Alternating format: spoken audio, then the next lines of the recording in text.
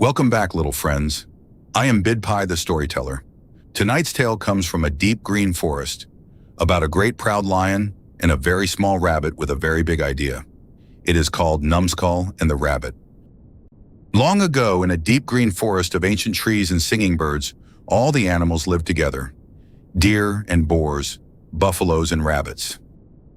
But the king of this forest was a lion named Numskull, and he was so drunk with pride that he frightened every creature he met. All day long he prowled and roared from his rocky hill, and not one animal dared to walk its own forest in peace. So the poor animals gathered in a shadowy hollow with worried faces and heavy hearts. Something had to be done. "We cannot live this way," said the deer. So the wisest of them put their heads together and thought until a plan began to grow. The very next morning, the bravest of them walked together to the lion's den, trembling but determined. They bowed low before the great lion. "O king," they said, "your hunting leaves no family in peace. Let us bring your dinner to you each day, one animal at noon, and you may rest like a true king." Numskull thought this over and smiled a sly, proud smile. "Very well," he rumbled, "but if my dinner is ever late, I shall come hunting for all of you." So the agreement was kept. Each day at noon, one animal walked bravely to the lion's den, and the rest of the forest lived in peace. Weeks passed, and the forest hummed happily again. Birds sang, butterflies danced, and the rabbits played in the ferns. Then one morning, it was the rabbit's turn, and the lot fell to a small rabbit named Thimble, the cleverest little fellow in the whole warren. Thimble did not hurry. He hopped along slowly, thinking hard. There must be a way, he thought, to end this lion's boasting for good. He sat upon a mossy stone, twitched his long ears, and thought, until a clever little smile spread across his whiskers. "I can do it," he said. "Wisdom is stronger than muscle." Meanwhile, on his rock, Numskull waited and waited. Noon came and went, and the proud lion's stomach growled louder than his roar. At last, late in the day, little Thimble arrived and bowed low. The lion glared at him, so small and so late.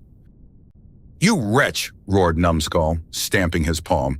"Too small for a meal, and late besides. For this, tomorrow I shall hunt every animal in the forest." "Master, the fault is not mine," said Thimble calmly. "I set out with 5 other rabbits, but on the way a mighty lion rose from a hole in the ground and stopped us. He said, 'This forest belongs to me. That Numskull is nothing but a sneak thief. Bring him here, and whichever of us is stronger shall be king.'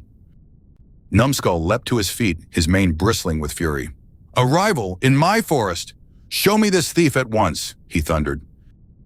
"Master," said Thimble, "he is very big, and he hides inside a mighty fortress. An enemy in a fortress is hard to beat. Perhaps we should be careful." "What business is that of yours?" growled the lion. "Show him to me." "Very well, master," said Thimble. "Follow me."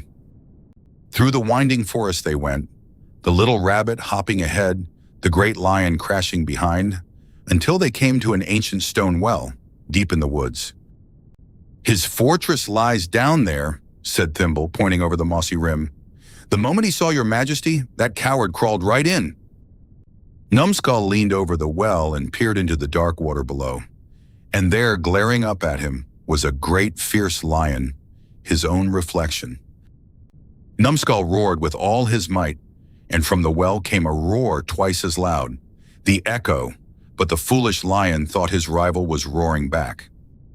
And with one tremendous leap, the proud lion plunged into the well. Splash! Straight at his own reflection.